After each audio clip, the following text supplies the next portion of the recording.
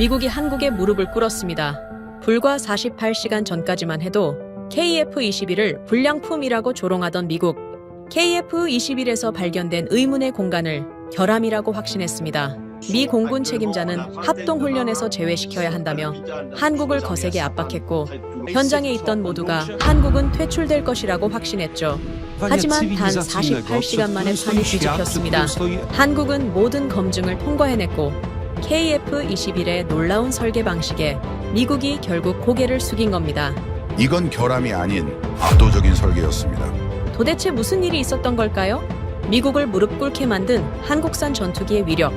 지금 시작합니다. 한국 전투기와 같이 뜨면 자살 행위야. 상관의 목소리가 전화기 너머로 들렸습니다. 하그로브 준장이었어요. 평소에도 거친 분이었지만 그날은 유난히 날이 서 있었습니다. 이유는 단 하나. KF-21 사진 때문이었어요. 엔진 뒤쪽이 휑하게 비어있는 사진이 인터넷에 퍼졌거든요. 저는 리처드 맥카시입니다. 미 공군 AFL-CMC 소속 대령이고 지난 20년간 미국의 전투기란 전투기를 전부 담당해왔죠. 저런 큰 결함을 가진 전투기를 가지고 합동훈련에 참여하겠다니 제 부하들의 목숨을 위해서라도 반드시 한국을 제외시켜야만 했습니다. 한 달밖에 안 남았어요. 저는 즉시 한국행 비행기에 올랐습니다. 결론은 이미 정해져 있었죠.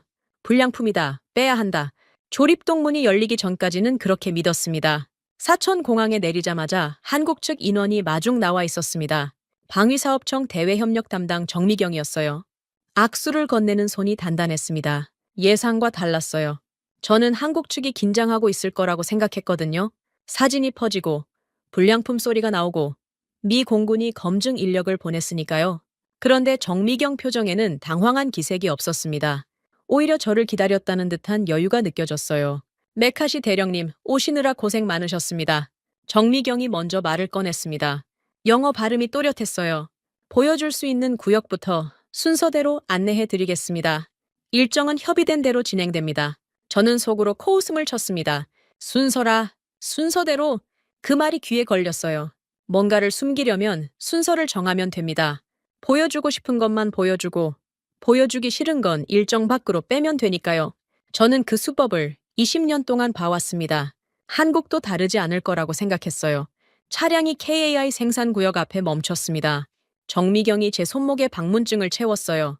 플라스틱 띠가 차가웠습니다. 마치 족쇄 같았어요. 여기서부터는 당신 마음대로 못한다는 신호처럼 느껴졌거든요. 저는 일부러 방문증을 흔들어 봤습니다. 단단히 잠겨 있었어요. 조립동문이 열렸습니다. 냄새가 먼저 들어왔어요. 금속과 기름, 그리고 사람 땀이 섞인 냄새였습니다. 미국 공장에서 맡던 것과 비슷했어요. 그런데 분위기가 달랐습니다. 조용했거든요. 제가 아는 조립동은 늘 시끄럽습니다. 기계 돌아가는 소리, 사람들 고함 소리, 공구 부딪히는 소리. 그런데 이 현장은 고요했어요.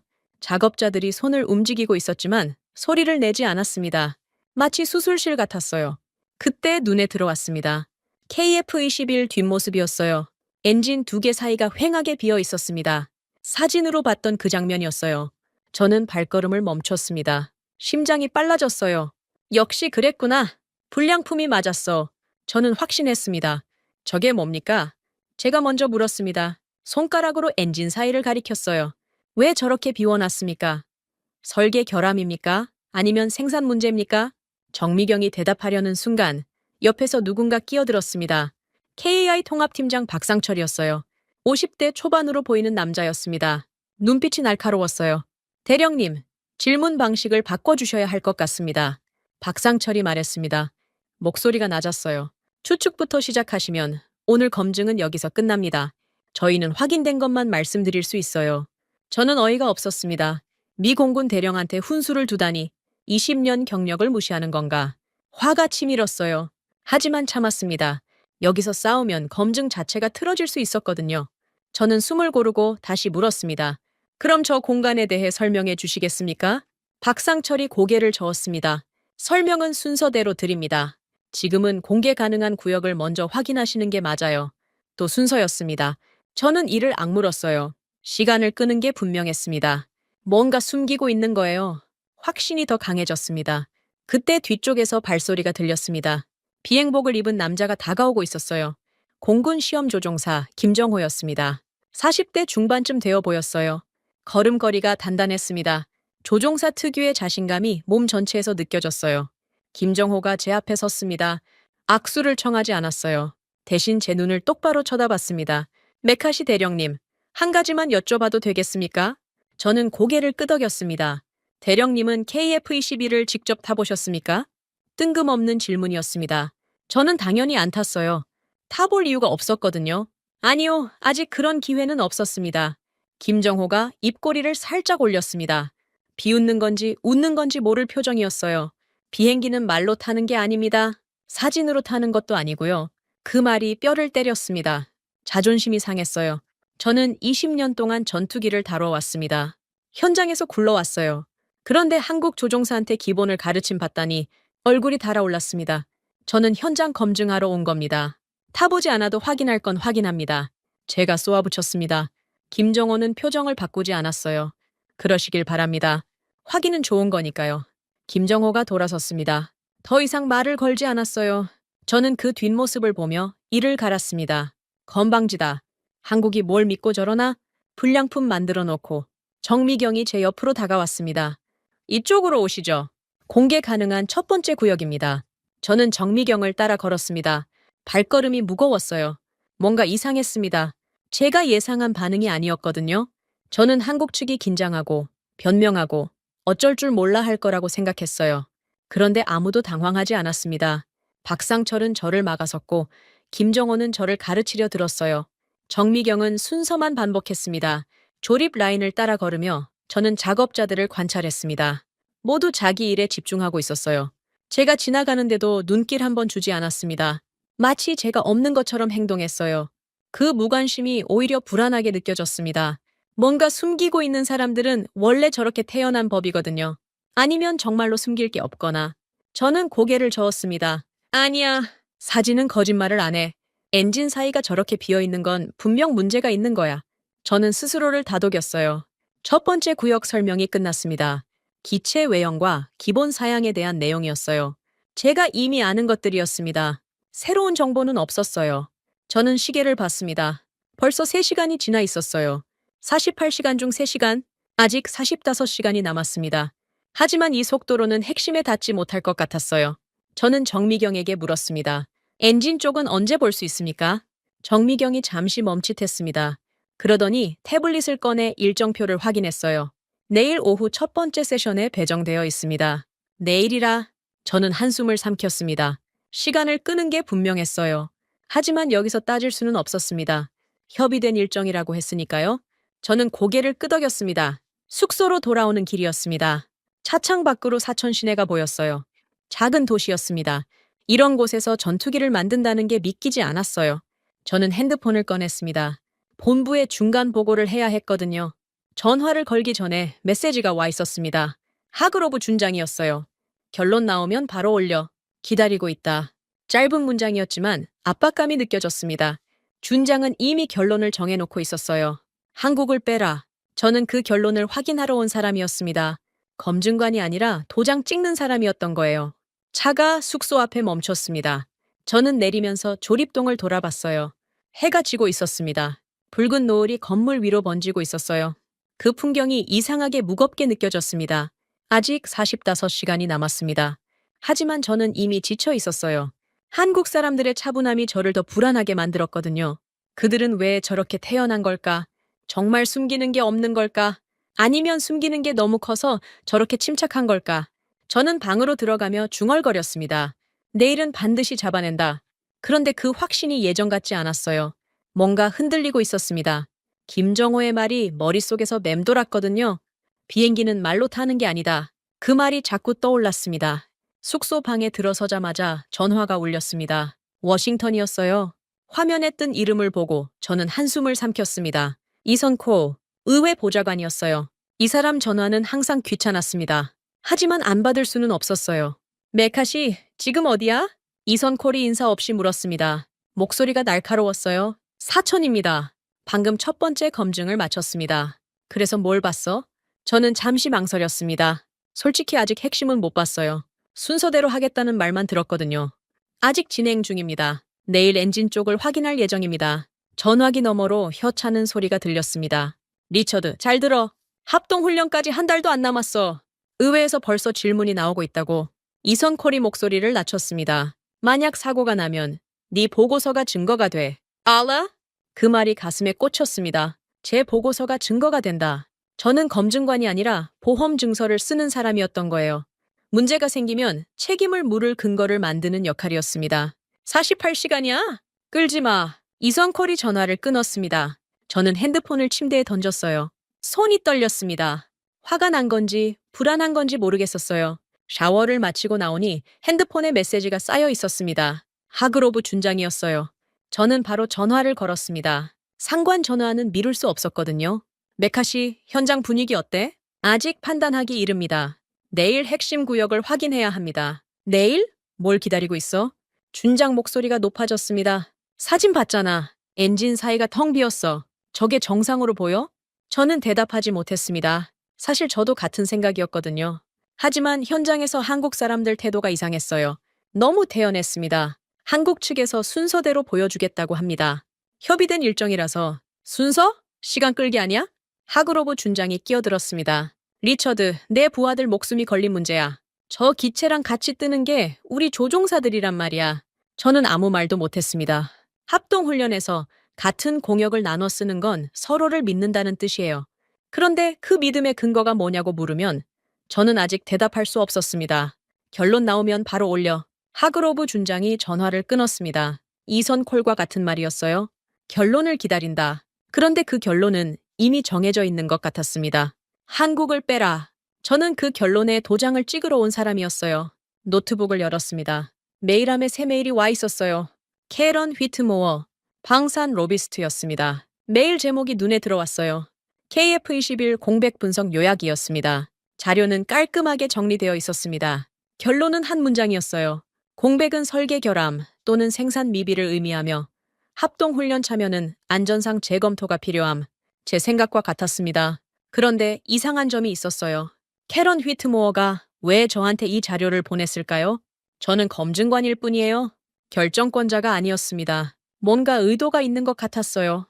저는 메일을 닫았습니다. 의회에서는 증거를 만들라고 하고 상관은 결론을 내리라고 하고 로비스트는 자료를 보내고 모든 방향에서 같은 결론을 향해 밀어붙이고 있었습니다. 한국을 빼라. 다음 날 아침 식당에 내려갔습니다. 뜻밖의 사람이 앉아 있었어요. 마이클 첸이었습니다. 미 공군 연구소 자문이었어요. 조용한 사람이었습니다. 말이 적고 들을 때 집중하는 스타일이었죠. 여기서 뭐 해요? 제가 물었습니다. 첸이 커피잔을 내려놓았어요. 같은 질문을 하려고 했어요. 메카시 대령, 여긴 왜 왔어요? 검증하러 왔죠. KF-21 합동훈련 참여 여부를 결정해야 하니까요. 첸이 고개를 끄덕였습니다. 그 사진 봤죠? 엔진 사이 공백. 어떻게 생각해요? 불량으로 보입니다. 아니면 설계 결함이거나요. 첸이 커피를 한 모금 마셨습니다. 표정이 변하지 않았어요. 사진과 소문으로 사람 목숨을 재지 마세요, 메카시. 그 말이 뇌리에 박혔습니다. 저는 반박하려다 입을 다물었어요. 첸은 헛소리하는 사람이 아니었거든요. AFRL에서 20년 넘게 일한 전문가였습니다. 그게 무슨 뜻입니까? 제가 물었습니다. 사진은 한순간이에요. 설계 의도는 담지 않죠. 첸이 저를 똑바로 쳐다봤습니다. 현장에서 봐야 해요. 왜 저렇게 만들었는지 만든 사람들한테 직접 들어야 합니다.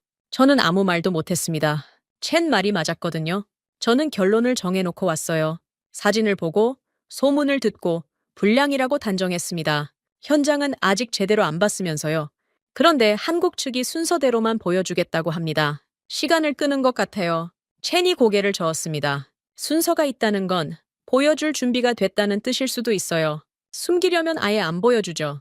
저는 할 말을 잃었습니다. 그 생각은 못했거든요. 순서를 시간 끌기로만 봤지 준비된 절차로는 생각하지 않았어요. 첸이 자리에서 일어났습니다. 저는 다른 일로 왔지만 오늘 검증에 동행해도 될까요? 방해는 안 할게요.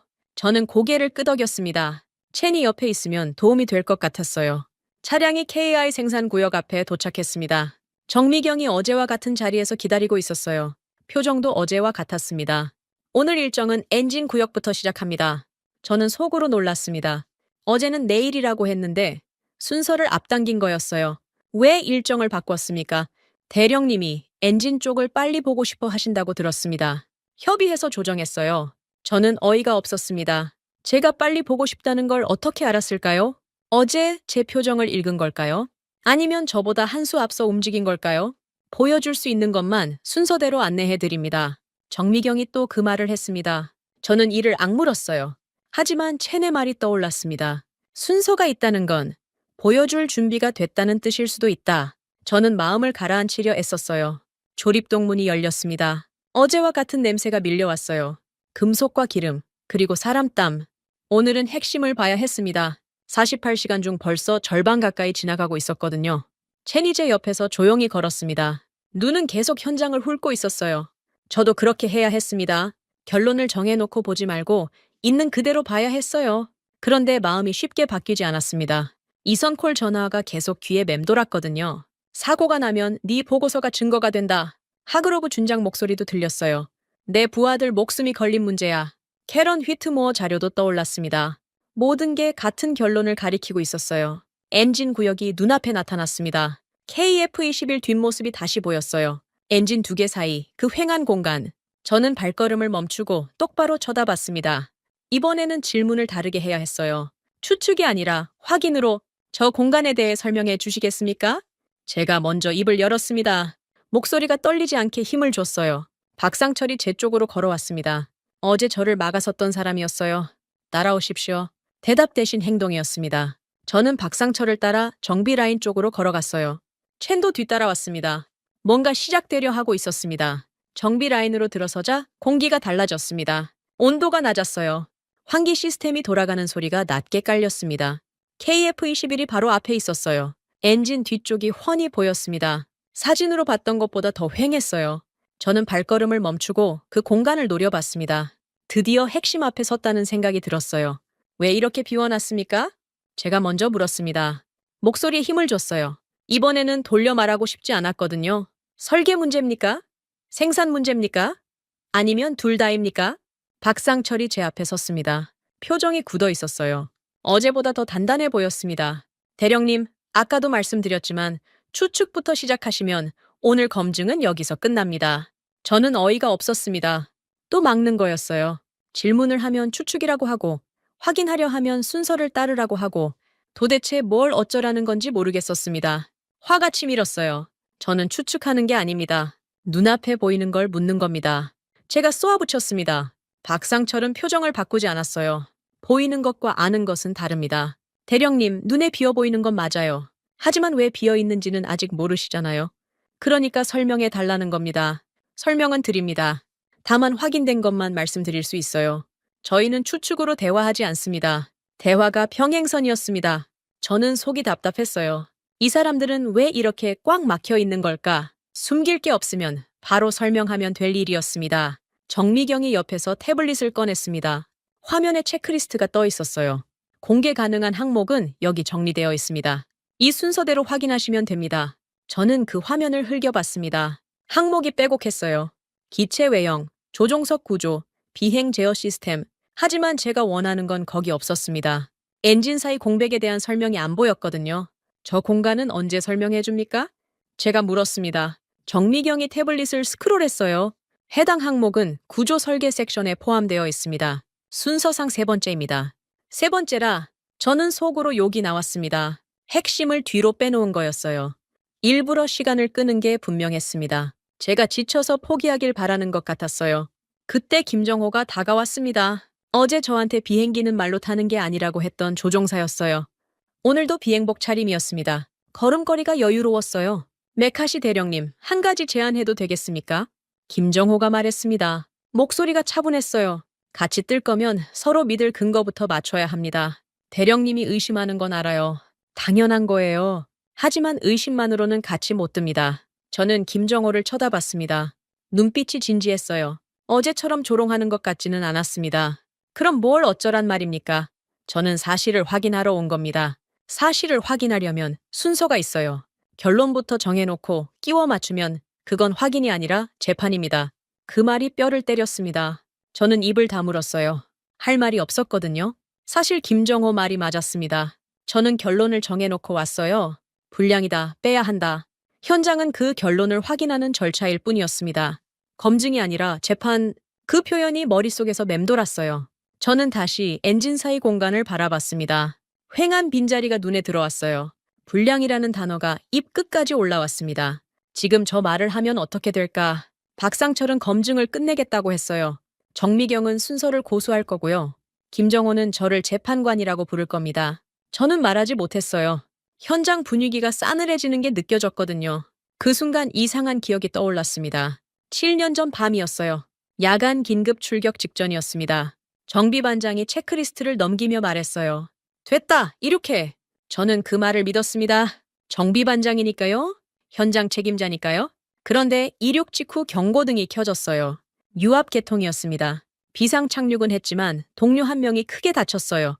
척추를 다쳐서 전역했습니다. 32살이었어요. 앞으로 40년을 휠체어에서 보내야 했습니다. 그 뒤로 조사가 이어졌어요. 정비반장은 책임을 피했습니다. 됐다는 말이 공식 승인이 아니라 구두 확인이었다고 했거든요. 서류에는 문제가 없었어요. 하지만 현장에서는 됐다 한마디로 넘어간 항목이 있었습니다. 그게 사고를 불렀어요. 저는 그날 이후로 됐다 라는 말을 믿지 않게 됐습니다. 급할수록 말이 사람을 죽일 수 있다는 걸 봤거든요. 서류는 깨끗해도 현장은 더러울 수 있었어요. 그래서 저는 현장을 의심했습니다. 한국도 마찬가지일 거라고 생각했어요. 어딘가에서 됐다가 나오고 있을 거라고. 그런데 지금 이 현장은 달랐습니다. 아무도 됐다 라고 말하지 않았어요. 오히려 추측하지 마라. 순서대로 하자. 근거부터 맞추자. 라는 말만 들렸습니다. 급하게 넘어가려는 사람이 없었어요. 저만 급했습니다. 저만 결론을 서두르고 있었어요. 체니제 옆에서 조용히 지켜보고 있었습니다. 아무 말도 하지 않았어요. 하지만 눈빛이 뭔가를 말하고 있었습니다. 침착해라. 일단 봐라. 그런 뜻 같았어요. 저는 숨을 깊이 들이쉬었습니다. 마음을 가라앉혀야 했어요. 이대로 가면 검증이 아니라 싸움이 될 것 같았거든요. 48시간 중 절반이 지나가고 있었습니다. 남은 시간에 싸우기만 하면 아무것도 못 보고 돌아가게 될 거였어요. 그럼 무엇부터 보면 됩니까? 제가 물었습니다. 목소리를 낮췄어요. 질문 방식을 바꾼 거였습니다. 왜 저랬느냐에서 무엇부터 보면 되느냐로요. 작은 변화였지만 저한테는 큰 양보였습니다. 자존심이 상했어요. 하지만 어쩔 수 없었습니다. 박상철이 저를 쳐다봤습니다. 눈빛이 조금 달라졌어요. 경계에서 확인으로 바뀐 것 같았습니다. 잠시 침묵이 흘렀어요. 따라오십시오. 박상철이 몸을 돌렸습니다. 정비 라인 안쪽으로 걸어갔어요. 대답 대신 행동이었습니다. 저는 뒤를 따랐습니다. 첸도 조용히 따라왔어요. 정미경은 태블릿을 들고 기록하며 걸었습니다. KF-21 옆을 지나갔습니다. 기체가 생각보다 컸어요. 가까이서 보니 표면 마감이 깔끔했습니다. 미국 전투기와 비교해도 뒤지지 않았어요. 저는 속으로 인정했습니다. 외형만 보면 불량품이 아니었어요. 하지만 외형이 전부는 아니었습니다. 문제는 안쪽이었어요. 엔진 사이 공간, 그 휑한 빈자리. 저는 아직 그게 뭔지 몰랐습니다. 숨기는 건지, 진짜 이유가 있는 건지 확인해야 했어요. 이번에는 제대로. 박상철이 멈췄습니다. 작업대 앞이었어요? 부품들이 정렬되어 있었습니다. 깔끔했어요? 먼지 하나 없었습니다. 여기서부터 시작합니다. 박상철이 말했습니다. 저는 고개를 끄덕였어요. 드디어 시작이었습니다. 48시간 중 24시간이 지나가고 있었어요.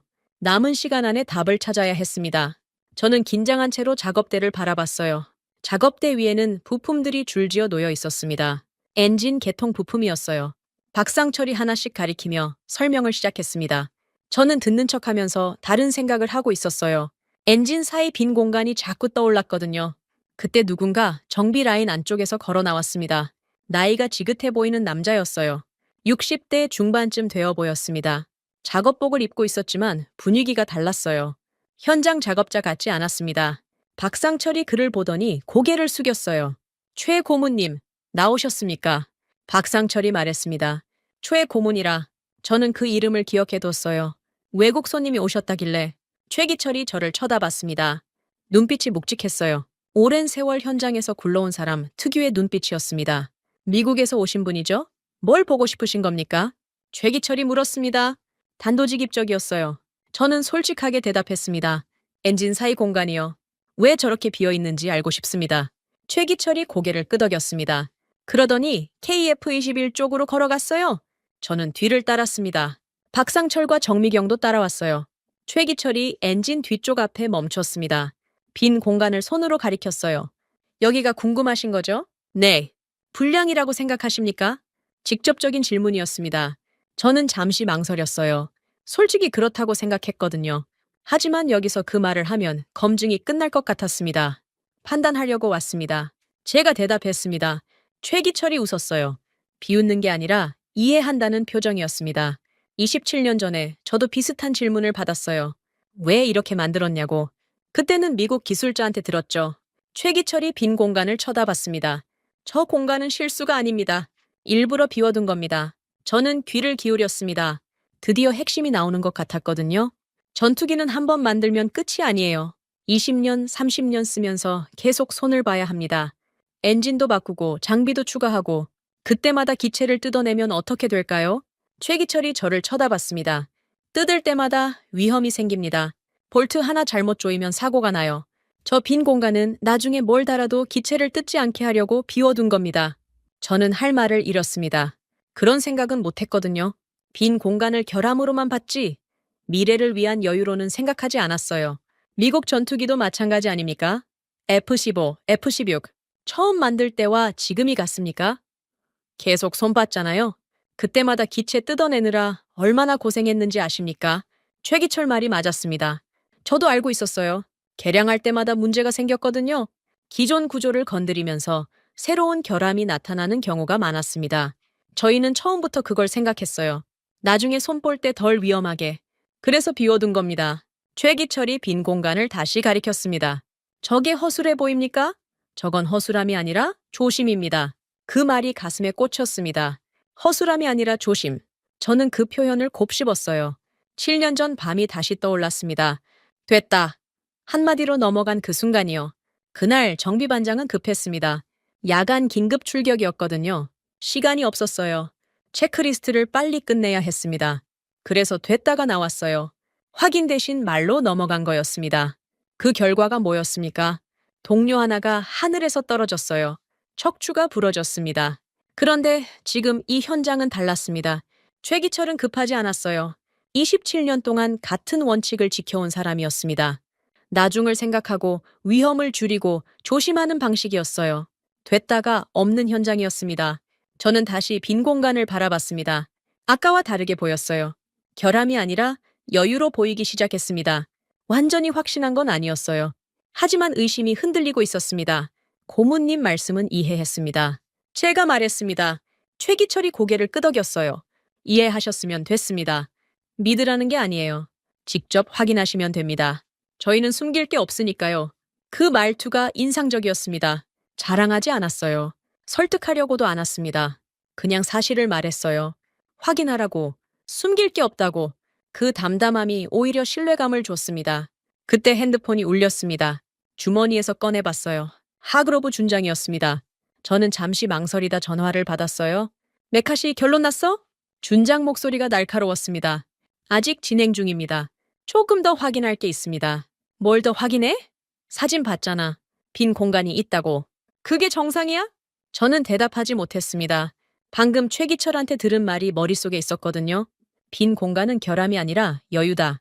나중에 손볼 때 기체를 뜯지 않게 하려고 비워둔 거다. 하지만 그걸 준장한테 말할 수는 없었어요. 아직 확신이 없었거든요. 조금만 더 시간을 주십시오. 시간이 없어. 의회에서 압박이 들어오고 있다고. 내일까지 결론 올려. 준장이 전화를 끊었습니다. 저는 핸드폰을 주머니에 넣었어요. 손이 떨렸습니다. 양쪽에서 압박이 들어오고 있었어요. 본국에서는 빼라고 하고 현장에서는 확인하라고 하고 저는 그 사이에 끼어 있었습니다. 최기철이 저를 지켜보고 있었습니다. 전화 내용을 들은 것 같았어요. 바쁘시겠네요. 최기철이 말했습니다. 비꼬는 것 같지는 않았어요. 저희도 급할 때가 있었습니다. 납기 맞추랴, 예산 맞추랴. 그런데 급하다고 대충 하면 나중에 더 큰 일이 납니다. 저희는 그걸 배웠어요. 저는 아무 말도 못했습니다. 최기철 말이 제 과거를 찌르는 것 같았거든요. 급하다고 대충 하면 나중에 더 큰 일이 난다. 7년 전 그날 밤이 바로 그랬습니다. 박상철이 다가왔습니다. 대령님, 다음 구역으로 이동하시겠습니까? 저는 고개를 끄덕였습니다. 아직 볼 게 남아 있었어요. 결론을 내리기엔 일렀습니다. 하지만 마음속에서 뭔가가 바뀌고 있었어요. 빈 공간을 보는 눈이 달라지고 있었습니다. KF-21 옆을 지나가며 저는 다시 엔진 뒤쪽을 봤습니다. 아까는 결함으로 보였어요. 지금은 달랐습니다. 완전히 이해한 건 아니었어요. 하지만 불량이라는 단어가 입에서 나오지 않았습니다. 저는 발걸음을 옮기며 생각했습니다. 만약 7년 전 그날 밤 우리 현장에도 이런 방식이 있었다면 어땠을까? 됐다 대신 한 번 더 보자가 있었다면 동료는 지금 하늘을 날고 있었을까요? 그 생각이 가슴을 쥐어짰습니다. 저는 고개를 숙인 채 박상철을 따라 걸었어요. 박상철이 앞장서서 걸었습니다. 조립동을 지나 정비 라인, 그리고 시험 준비 구역까지 현장 동선 그대로였어요. 저는 뒤를 따라가며 주변을 살폈습니다. 작업자들이 각자 위치에서 손을 움직이고 있었어요. 조용했습니다. 어제 처음 왔을 때와 같았어요. 수술실 같은 분위기였습니다. 시험 준비 구역에 들어섰을 때였습니다. 작업자 한 명이 갑자기 손을 멈췄어요. 30대 초반으로 보이는 젊은 남자였습니다. 계기판 앞에서 뭔가를 확인하고 있었어요. 표정이 굳어 있었습니다. 잠깐요. 작업자가 말했습니다. 옆에 있던 동료가 다가왔어요. 뭐야? 숫자가 이상해요. 어제 기록이랑 0.2 영 안 맞아요. 저는 발걸음을 멈추고 지켜봤습니다. 사소한 문제처럼 보였어요. 0점이 안 맞는다. 그 정도는 조정하면 되는 거 아닌가? 저는 속으로 생각했습니다. 그런데 작업이 완전히 멈췄습니다. 작업자가 동료를 불렀고 동료가 또 다른 사람을 불렀어요. 3명이 계기판 앞에 모였습니다. 고개를 숙이고 숫자를 들여다봤어요. 아무도 됐다라고 말하지 않았습니다. 한 번 더 보자. 선임으로 보이는 사람이 말했습니다. 3명이 다시 확인을 시작했어요. 저는 어이가 없었습니다. 0.1 때문에 작업을 세우다니. 미국이었으면 그냥 넘어갔을 거예요. 조정하고 다음으로 가면 되는 문제였거든요. 박상철이 제 옆으로 왔습니다. 저게 저희 방식입니다. 박상철이 말했습니다. 목소리가 담담했어요. 이상하면 멈춥니다. 확인하고 넘어가요. 급하다고 건너뛰지 않습니다. 저는 아무 말도 못했습니다. 그 장면이 충격이었거든요. 사소한 이상 신뢰 작업 전체가 멈춘 거였어요. 시간이 지체되고 있었습니다. 일정에 차질이 생길 수도 있었어요. 그런데도 아무도 서두르지 않았습니다. 김정호가 다가왔습니다. 작업자들을 지켜보고 있었던 것 같았어요. 사람 태우는 기계는 급할수록 멈출 줄 알아야 합니다. 김정호가 말했습니다. 저를 쳐다보지 않고 작업자들을 보며 말했어요. 빨리 가려다 사람 죽이면 그게 무슨 소용입니까? 저희는 그걸 몸으로 배웠어요. 그 말이 가슴을 찔렀습니다. 7년 전 밤이 또 떠올랐어요. 그날 우리 현장에는 한 번 더 보자가 없었습니다. 됐다가 있었어요. 급하니까, 시간 없으니까. 그래서 동료가 떨어졌습니다. 저는 작업자들을 바라봤습니다. 여전히 계기판 앞에서 확인 중이었어요. 5분이 지나고 10분이 지났습니다. 그제야 선임이 고개를 들었어요. 센서 접촉 불량이었어요. 교체하겠습니다. 선임이 말했습니다. 작업자가 부품을 가지러 갔어요. 교체 작업이 시작됐습니다. 저는 그 과정을 처음부터 끝까지 지켜봤어요. 아무도 서두르지 않았습니다. 꼼꼼하게, 천천히 확인하면서 진행했어요. 교체가 끝나자 다시 확인이 이어졌습니다. 숫자를 비교하고 기록을 대조하고 그제야 선임이 고개를 끄덕였어요. 이제 됐습니다. 그 됐다는 달랐습니다. 확인 후에 됐다였어요. 대충 넘기는 됐다가 아니었습니다. 저는 그 차이를 느꼈어요. 정미경이 제 옆으로 왔습니다. 대령님, 다음 구역은 공개 범위 바뀝니다. 정미경이 말했습니다. 태블릿을 들어 보여줬어요. 일정표에 선이 그어져 있었습니다. 여기부터는 협의된 범위를 넘어섭니다. 추가 공개가 필요하시면 별도 절차를 밟으셔야 해요. 저는 처음에 짜증이 났습니다. 또 막는 거라고 생각했거든요. 하지만 정미경 표정을 보니 달랐어요. 숨기려는 게 아니었습니다. 약속을 지키는 거였어요. 처음부터 정해진 범위가 있었고 그 안에서 보여줄 건 다 보여줬습니다. 그 선을 넘으려면 새로운 약속이 필요했어요. 이해했습니다. 제가 말했습니다. 정미경이 고개를 숙였어요. 그때 낯선 사람이 다가왔습니다. 서양인이었어요. 50대 초반으로 보였습니다. 정미경이 그를 소개했어요. 네이토 운용성 자문 마크 덩컨입니다. 오늘 검증에 참관 중이십니다. 마크 덩컨이 손을 내밀었습니다. 저는 악수를 했어요. 소나기가 단단했습니다. 메카시 대령이시죠? 현장 어떻게 보셨습니까? 던컨이 물었습니다. 저는 솔직하게 대답했어요. 아직 판단 중입니다. 던컨이 고개를 끄덕였습니다. 그러더니 작업자들 쪽을 바라봤어요. 저도 여러 나라 현장을 봤습니다.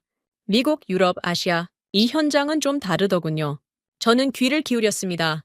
보통은 빨리 결론 내려고 합니다. 일정이 있으니까요. 예산이 있으니까요. 그런데 여기는 달라요. 던컨이 저를 쳐다봤습니다. 이 현장은 안전 확인을 먼저 둡니다. 빨리보다 제대로를 앞에 놔요. 그게 쉬운 게 아닙니다. 저는 아무 말도 못했습니다. 던컨 말이 맞았거든요. 빨리보다 제대로. 그게 쉬운 게 아니었어요. 압박이 들어오면 흔들리기 마련이거든요. 의회에서 재촉하고 상관이 닥달하고 일정이 밀리면 누구나 됐다를 꺼내게 됩니다.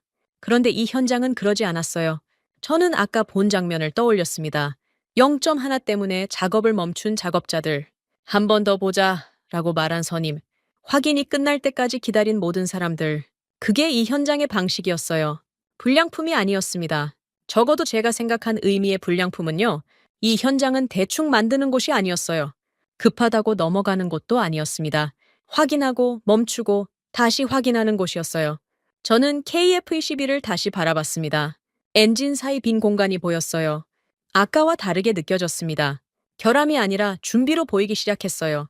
나중을 위한 공간. 뜯지 않아도 되게 만든 여유. 그리고 그 여유를 지키는 현장. 마음속에서 결론이 바뀌고 있었습니다. 완전히 확신한 건 아니었어요. 하지만 불량품이다, 빼야 한다는 생각이 흔들리고 있었습니다. 이 현장은 같이 뜨기 전에 확인을 먼저 하는 곳이었어요. 그런 곳이 만든 기체를 불량품이라고 부를 수 있을까요? 저는 고개를 숙인 채 출구 쪽으로 걸었습니다. 머릿속이 복잡했어요. 본국에 뭐라고 보고해야 할지 몰랐거든요. 하그로브 준장은 빼라고 할 거였습니다. 이선콜도 마찬가지고요. 하지만 저는 현장을 봤어요. 됐다, 없는 현장을요. 정미경이 출구에서 기다리고 있었습니다. 오늘 일정은 여기까지입니다. 내일 마지막 세션이 있습니다. 저는 고개를 끄덕였어요. 48시간 중 30시간이 지나가고 있었습니다. 남은 시간이 얼마 없었어요. 하지만 조급하지 않았습니다. 이상하게도요. 현장을 본 뒤로 마음이 달라져 있었거든요. 숙소로 돌아가는 차 안에서 저는 창밖을 바라봤습니다. 해가 지고 있었어요. 붉은 노을이 번지고 있었습니다. 그 풍경을 보며 저는 생각했어요. 7년 전 그날 밤 우리 현장에도 저런 방식이 있었다면 동료는 지금 어디서 뭘 하고 있을까요? 숙소에 돌아오자마자 노트북을 열었습니다. 메일함에 새 메일이 쌓여 있었어요. 본국에서 온 것들이었습니다. 제목만 봐도 분위기가 심상치 않았어요. 첫 번째 메일은 하그로브 준장이었습니다. 최종 보고서 양식 첨부라는 제목이었어요. 저는 첨부 파일을 열었습니다. 양식이라기보다는 거의 완성된 문서였어요. 빈칸만 몇 개 남아 있었습니다. 결론 부분을 보고 저는 손이 멈췄어요. KF-21의 구조적 공백은 설계 미비 또는 생산 결함으로 추정되며 합동훈련 참여는 안전상 재검토가 필요함. 제가 쓴 게 아니었습니다. 누군가 미리 써놓은 거였어요. 저는 그냥 서명만 하면 되는 거였습니다. 검증이 아니라 도장 찍기였어요. 처음부터 그랬던 겁니다. 두 번째 메일은 이선콜이었습니다. 의회 브리핑 자료 검토 요청이라는 제목이었어요. 열어보니 캐런 휘트모어가 보낸 자료와 거의 같았습니다. 공백은 결함이라는 결론이 박혀 있었어요. 이선콜이 한 줄 덧붙여 놨습니다. 이 방향으로 정리해줘. 의회에서 쓸 거야. 저는 노트북을 닫았습니다. 손이 떨렸어요. 화가 난 건지 무서운 건지 모르겠었습니다. 본국에서는 이미 결론이 나 있었어요. 한국을 빼라. 저는 그 결론에 서명하는 역할이었습니다. 현장에서 뭘 봤든 상관없었어요. 그런데 저는 현장을 봤습니다. 됐다, 없는 현장을요. 0점 하나 때문에 작업을 멈추는 사람들을요. 확인하고 다시 확인하고 그제야 넘어가는 방식을요. 그걸 보고도 불량이라고 쓸 수 있을까요? 핸드폰이 울렸습니다. 마이클 첸이었어요. 저는 전화를 받았습니다. 메카시, 지금 통화 가능해요? 네, 괜찮습니다. 메일 봤어요? 첸도 같은 메일을 받은 것 같았습니다. 저는 한숨을 쉬었어요. 봤습니다. 결론이 이미 정해져 있더군요. 그래서 전화한 거예요. 한 가지 설명해 드릴 게 있어요. 첸 목소리가 진지했습니다. 저는 귀를 기울였어요. 그 빈 공간 말이에요. 엔진 사이. 대령님은 왜 비어있다고 생각해요? 현장에서 들었습니다. 나중에 개량할 때 기체를 뜯지 않으려고 비워뒀다고요? 맞아요. 근데 그게 왜 중요한지 아세요? 저는 잠시 생각했습니다. 최기철한테 들은 말이 떠올랐어요. 뜯을 때마다 위험이 생긴다고 했었죠. 뜯으면 위험하니까요? 그것보다 더 있어요. 첸이 천천히 말했습니다.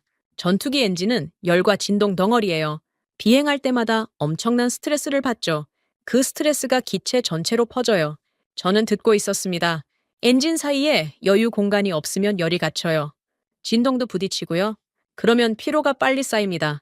금이 가고 틈이 벌어지고 나중에 개량할 때 그 부분을 건드리면 어떻게 될까요? 사고가 날 수 있겠죠. 그래요.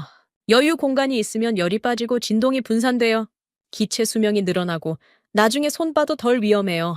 저는 할 말을 잃었습니다. 그런 기술적인 내용은 몰랐거든요. 빈 공간을 그냥 비어 있는 것으로만 봤어요. 허술함으로요. 하지만 첸 말을 들으니 달랐습니다. 그러니까 저 공간은 결함이 아니라 안전장치라는 겁니까? 안전이자 개량 여유예요? 처음부터 나중을 생각하고 설계한 거죠. 그게 쉬운 결정이 아니에요. 당장은 빈 공간으로 보이니까요. 비판받기 딱 좋죠. 저는 고개를 끄덕였습니다. 전화기 너머로요. 쟤는 볼 수 없었지만요. 근데 왜 본국에서는 그걸 무시하는 겁니까? 기술적으로 설명하면 되잖아요. 설명해도 안 들어요. 듣고 싶지 않은 거니까요. 첸 목소리가 낮아졌습니다. 지금 본국에서 도는 건 기술 논쟁이 아니에요. 정치예요. 한국을 빼고 싶은 사람들이 있어요. 이유는 여러 가지겠죠. 경쟁, 로비, 여론. 그 사람들한테 기술 설명은 소용없어요. 저는 침묵했습니다. 첸 말이 맞았거든요. 캐런 휘트모어가 보낸 자료, 이선 코얼이 전달한 방향, 하그로브 준장이 미리 써놓은 결론. 다 같은 방향이었어요. 기술이 아니라 정치였습니다. 그럼 저는 뭘 해야 합니까? 제가 물었습니다. 첸이 잠시 침묵했어요. 대령님이 결정할 일이에요. 현장에서 뭘 받는지, 그걸 어떻게 쓸지 저는 강요할 수 없어요. 하지만 의견은 있잖아요. 있죠. 첸이 말했습니다. 저라면 본대로 쓰겠어요. 현장에서 확인한 걸 그대로요. 그게 검증관의 일이니까요. 전화가 끊겼습니다. 저는 핸드폰을 내려놓고 창밖을 바라봤어요. 어두워지고 있었습니다. 사천의 밤이 내려오고 있었어요. 노트북을 다시 열었습니다. 하그로브 준장이 보낸 양식을 띄웠어요. 결론 부분을 다시 읽었습니다.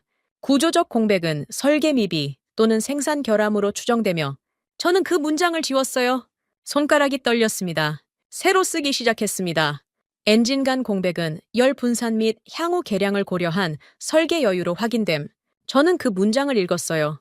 마음이 무거웠습니다. 이 문장을 올리면 어떻게 될까요? 하그로브 준장은 화를 낼 거였어요. 이선 콜은 배신자라고 부르겠죠. 캐런 휘트모어는 다른 방법을 찾을 겁니다. 하지만 저는 현장을 봤습니다. 됐다. 없는 현장을요. 이상하면 멈추고 확인하고 다시 확인하는 사람들을요. 그 사람들이 만든 기체를 불량품이라고 쓸 수는 없었어요. 저는 보고서를 저장했습니다. 아직 보내지는 않았어요. 내일 마지막 세션이 남아 있었거든요. 모든 걸 확인한 뒤에 결정하기로 했습니다. 침대에 누웠습니다. 잠이 오지 않았어요. 7년 전 밤이 또 떠올랐거든요. 그날 저는 됐다를 믿었습니다. 정비반장의 말을요. 그래서 동료가 다쳤어요. 그 뒤로 저는 현장을 의심하게 됐습니다. 말을 믿지 않게 됐어요. 그런데 지금은 달랐습니다. 이 현장은 됐다가 없었어요. 확인이 있었습니다. 멈춤이 있었어요. 그걸 보고도 의심하면 저는 평생 아무것도 믿지 못하게 될 거였습니다. 저는 결심했습니다. 이번에는 됐다로 넘어가지 않겠다고요. 본국이 원하는 결론이 아니라 제가 확인한 사실을 쓰겠다고요. 그게 검증관의 일이니까요. 내일 마지막 회의가 있었습니다. 다국적 평가 회의였어요. 거기서 제 보고서 논의될 거였습니다. 저는 현장에서 본 것을 그대로 말하기로 했어요. 그게 어떤 결과를 가져오든요. 눈을 감았습니다. 내일을 위해 잠을 자야 했어요. 하지만 마음은 이미 내일에 가 있었습니다. 회의장에서 제가 무슨 말을 할지, 그 말이 어떤 파장을 일으킬지 알 수 없었어요. 다만 한 가지는 확실했습니다. 거짓으로 쓰지는 않겠다는 것. 그게 제가 할 수 있는 전부였어요. 다국적 평가 회의장은 사천 기지 내 회의실이었습니다. 테이블이 DJR로 배치되어 있었어요. 참석자들이 하나둘 자리를 잡았습니다. 미국, 나토, 한국, 각국 담당자들이 모여 있었어요. 저는 구석 자리에 앉았습니다. 손이 떨렸어요. 오늘 제가 무슨 말을 할지 아무도 몰랐습니다. 회의가 시작되자마자 자료가 돌았습니다. 캐런 휘트모어 측에서 준비한 자료였어요. 제목이 눈에 들어왔습니다. KF-21 구조적 공백 분석. 저는 이를 악물었어요. 또 그 자료였습니다. 불량품이라는 결론이 박혀 있는 그 자료요. 발표자가 일어섰습니다. 캐런 휘트모어 본인이었어요. 정장을 빳빳하게 차려입고 있었습니다. 자신감이 넘쳐 보였어요. 엔진 사이 공백은 설계 단계의 미비를 보여줍니다. 이런 기체와 합동훈련을 진행하는 것은 안전상 심각한 문제가 있습니다. 캐런이 또박또박 말했습니다. 회의장 분위기가 무거워졌어요. 몇몇 참석자들이 고개를 끄덕였습니다. 저도 며칠 전까지는 그랬을 거예요. 하지만 지금은 달랐습니다. 캐런이 발표를 이어갔습니다. 그래프와 사진이 화면에 떴어요. 전부 불량을 강조하는 내용이었습니다. 저는 속이 뒤틀렸어요. 현장에서 본 것과 너무 달랐거든요. 이건 분석이 아니라 몰이었습니다. 그때 마이클 첸이 손을 들었습니다. 잠깐요. 이 자료의 출처가 어딥니까? 첸이 물었습니다. 캐런이 잠시 멈칫했어요. 업계 전문가 분석입니다. 전문가요? 누구죠? 캐런이 대답을 피했습니다. 대신 다른 슬라이드로 넘어갔어요. 첸이 다시 물었습니다. 이 분석에 인용된 문구들이 있는데요. 블레이크 레인스라는 인플루언서가 퍼뜨린 내용과 거의 같습니다. 혹시 관련이 있습니까? 회의장이 술렁였습니다. 블레이크 레인스. 저도 그 이름을 알고 있었어요. 소셜미디어에서 KF21 불량설을 퍼뜨린 사람이었거든요. 전문가인 척했지만 실제로는 방산 지식이 없었습니다. 캐런 얼굴이 굳어졌습니다. 대답하지 않았어요. 침묵이 흘렀습니다. 연결 정황이 드러난 거였어요. 로비 자료와 인플루언서의 자극 문구가 같은 뿌리에서 나온 거였습니다. 그 순간 저는 결심했습니다. 일어서야 했어요. 손을 들었습니다. 발언해도 되겠습니까? 의장이 고개를 끄덕였습니다. 저는 자리에서 일어났어요. 다리가 떨렸습니다. 모든 시선이 제게 쏠렸어요. 저는 리처드 메카시입니다. 미 공군 AFL-CMC 소속이고 이번 검증을 담당했습니다. 저는 숨을 깊이 들이쉬었어요. 할 말이 많았지만 어디서부터 시작해야 할지 몰랐습니다. 그래서 처음부터 시작하기로 했어요. 7년 전 저는 사고를 겪었습니다. 회의장이 조용해졌습니다. 야간 긴급 출격이었어요. 정비반장이 체크리스트를 넘기며 말했습니다. 됐다, 이륙해. 저는 그 말을 믿었어요. 저는 잠시 멈췄습니다. 목이 메었거든요. 이륙 직후 경고등이 켜졌습니다. 유압 계통이었어요. 비상 착륙은 했지만 동료 한 명이 크게 다쳤습니다. 척추가 부러졌어요. 32살이었습니다. 회의장에 침묵이 흘렀습니다. 아무도 말하지 않았어요. 그날 이후 저는 됐다라는 말을 믿지 않게 됐습니다. 급할 때 나오는 그 한마디가 사람을 죽일 수 있다는 걸 봤거든요. 저는 한국 측 테이블을 바라봤습니다. 박상철이 앉아 있었어요. 김정호도요. 그래서 저는 의심하며 왔습니다. 한국도 마찬가지일 거라고 생각했어요. 어딘가에서 됐다가 나오고 있을 거라고. 저는 고개를 저었습니다. 틀렸습니다. 사천 현장에는 됐다가 없었어요. 회의장이 다시 술렁였습니다. 이상하면 멈췄습니다. 확인하고 다시 확인했어요. 0.1 때문에 작업 전체가 멈추는 걸 봤습니다. 아무도 서두르지 않았어요? 저는 화면에 떠 있는 캐런의 자료를 가리켰습니다. 저 공백은 불량이 아닙니다. 나중에 뭘 달아도 기체를 뜯어내다 사고 나지 않게 비워둔 자리예요. 열이 빠지고 진동이 분산되고 수명이 늘어나는 구조입니다. 캐런이 반박하려 했습니다. 하지만 저는 말을 멈추지 않았어요. 7년 전 그날 밤 우리 현장에 한국 방식이 있었다면 어땠을까요? 됐다 대신 한 번 더 보자가 있었다면 동료는 지금 하늘을 날고 있었을 겁니다. 저는 목소리가 떨렸습니다. 하지만 끝까지 말했어요. 한국이었다면 그 사고는 안 났습니다. 회의장이 조용해졌습니다. 몇 초가 지났어요. 박상철이 천천히 일어났습니다. 저희는 특별한 걸 한 게 아닙니다. 박상철이 말했습니다. 담담한 목소리였어요. 원래 이렇게 합니다. 처음부터요. 김정호가 옆에서 고개를 끄덕였습니다. 말은 하지 않았어요. 하지만 그 끄덕임이 모든 걸 말해줬습니다. 현장에서 본 그대로였어요. 그때 테이블 끝에 앉아있던 여자가 일어섰습니다. AF4 평가관 사라 콜린스였어요. 저는 그녀를 처음 봤습니다. 하지만 이름은 들어본 적 있었어요. 미 공군 내에서 까다롭기로 유명한 사람이었거든요. 제가 정리하겠습니다. 사라 콜린스가 말했습니다. 회의장이 집중했어요. 현장 기준으로 보면 한국은 말이 아니라 확인으로 보여줬습니다. 그게 이번 검증의 결론입니다. 짧은 문장이었습니다. 하지만 무게가 있었어요. 사라 콜린스가 앉았습니다. 회의장 분위기가 바뀌었어요. 캐런 휘트모어는 더 이상 말하지 않았습니다. 저는 자리에 앉았습니다. 다리에 힘이 풀렸어요. 다 말했습니다. 7년 동안 가슴에 묻어뒀던 이야기를요. 현장에서 본 것을요. 제가 틀렸다는 것을요. 회의가 끝났습니다. 사람들이 하나둘 나갔어요. 저는 자리에 앉아 있었습니다. 움직일 수가 없었거든요. 박상철이 다가왔습니다. 손을 내밀었어요. 용기 있는 발언이었습니다. 저는 그 손을 잡았습니다. 할 말이 없었어요. 부끄러웠거든요. 며칠 전까지 저는 이 사람들을 불량품 만드는 사람들로 봤습니다. 그런데 진짜 불량은 제 판단이었어요. 감사합니다. 제가 겨우 말했습니다. 박상철이 고개를 끄덕였어요. 같이 뜰 수 있는 동료가 되셨네요. 그 말이 가슴에 박혔습니다. 같이 뜰 수 있는 동료. 그게 무슨 뜻인지 이제야 알 것 같았어요. 회의가 끝나고 며칠이 지났습니다. 저는 워싱턴으로 돌아왔어요. 책상 위에 서류가 쌓여 있었습니다. 하그로브 준장은 저를 한 번 불렀어요. 뭐라고 할 줄 알았는데 의외로 조용했습니다. 제 보고서가 공식 기록으로 남았거든요. 뒤집기엔 늦었어요. 창밖을 바라보며 저는 사천에서의 48시간을 떠올렸습니다. 처음 조립동문이 열렸을 때가 생각났어요. 저는 그때 뭘 봤을까요? 휑한 빈 공간, 태어난 사람들, 순서를 고집하는 목소리들. 저는 그 모든 게 숨김이라고 생각했습니다. 분량을 감추려는 수작이라고요. 틀렸어요. 완전히 틀렸습니다. 저는 한국을 깔봤습니다. 솔직히 인정해야 해요. 따라오는 나라라고 생각했거든요. 미국이 만든 길을 뒤따라 걷는 사람들이라고요.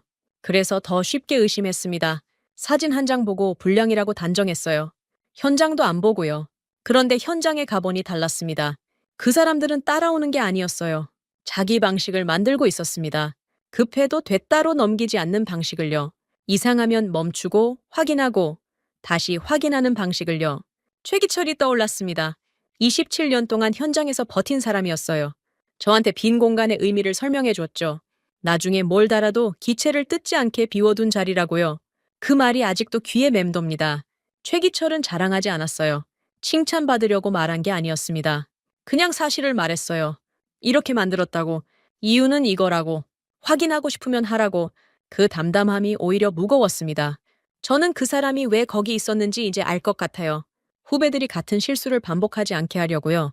자기가 배운 걸 전해주려고요. 멈추는 습관, 확인하는 습관, 됐다를 함부로 꺼내지 않는 습관. 그게 자리 잡은 걸 보고 싶었던 거겠죠. 박상철도 생각났습니다. 저를 막아섰던 사람이에요. 추측부터 시작하면 오늘은 여기서 끝이라고 했죠. 처음에는 짜증났어요. 왜 막는 거냐고. 숨기는 거 아니냐고.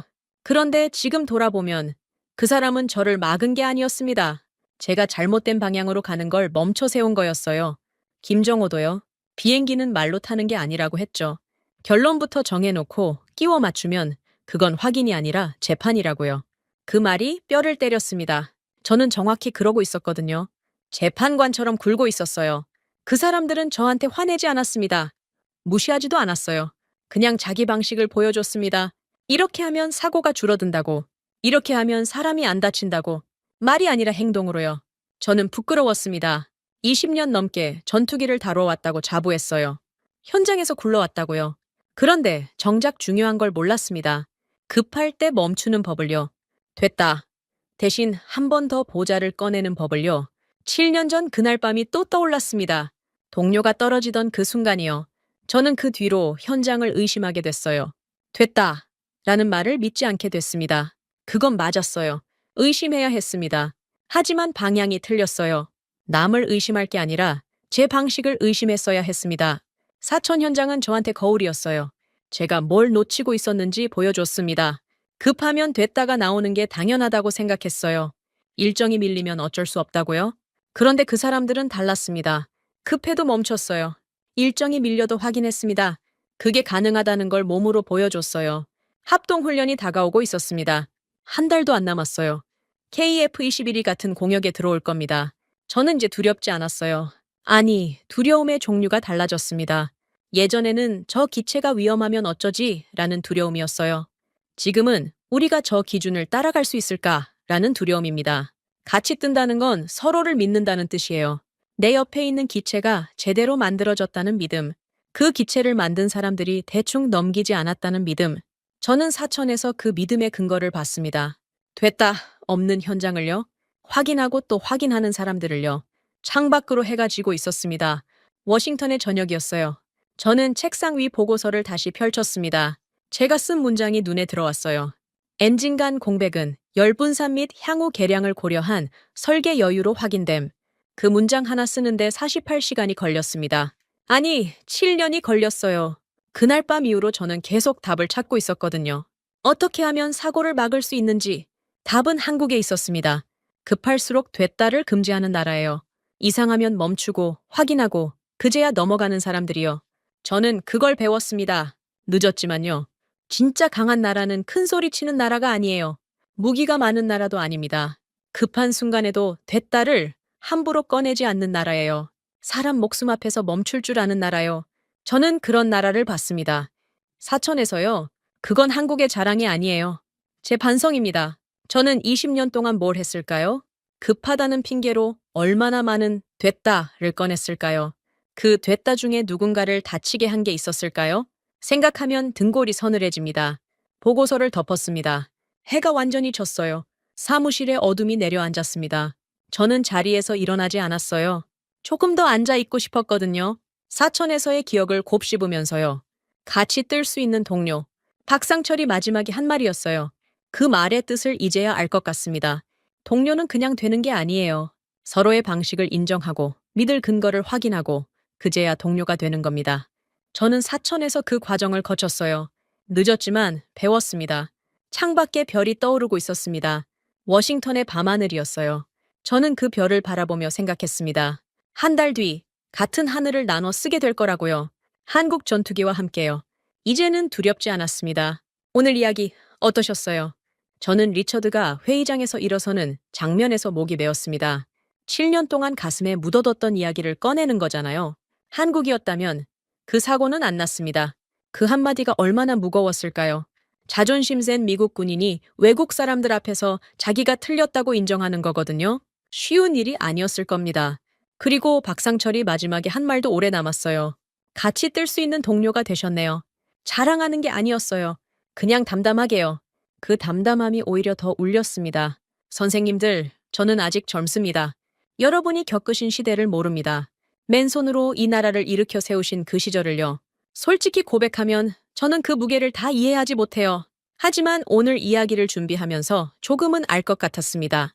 독일 탄광에서 석탄 먼지 마시며 일하셨던 분들, 중동 사막에서 50도 넘는 열기 속에 땀 흘리셨던 분들, 구로공단 재봉틀 앞에서 밤새 허리 펴지 못하셨던 분들, 그분들이 됐다 하고 넘어갔으면 지금 대한민국이 있었을까요?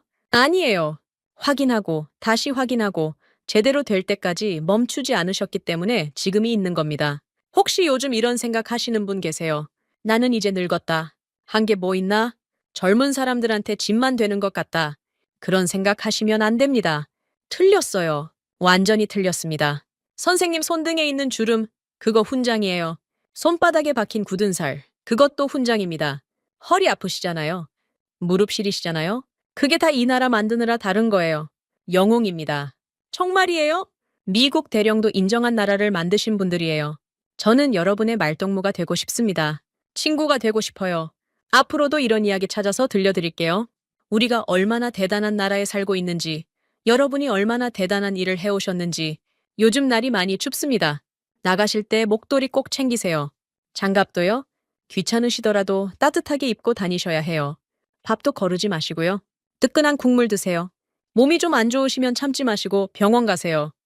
오늘 저녁에 따뜻한 물 한 잔 드시면서 생각해 보세요. 내가 이 나라를 만들었구나. 내가 있어서 지금이 있구나. 그렇게 스스로 토닥여 주세요. 자격 있으십니다. 이 영상이 괜찮으셨으면 구독 한번 눌러주세요. 돈 드는 거 아니에요. 좋아요도 한번 눌러주시고요. 댓글 남겨주시면 제가 다 읽어요. 로그인 복잡하시면 안 하셔도 돼요. 독수리 탑업이어도 괜찮아요. 옷 하나도 괜찮습니다.